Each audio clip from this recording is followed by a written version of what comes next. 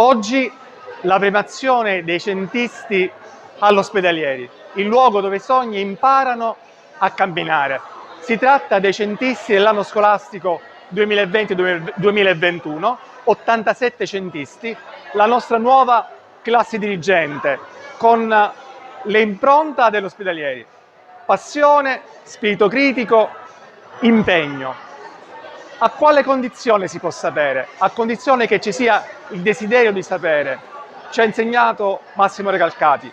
E a quale condizione ci può essere il desiderio di sapere? A condizione che ci sia l'incontro con un testimone di quel desiderio. Perché il desiderio di sapere si diffonde per contagio.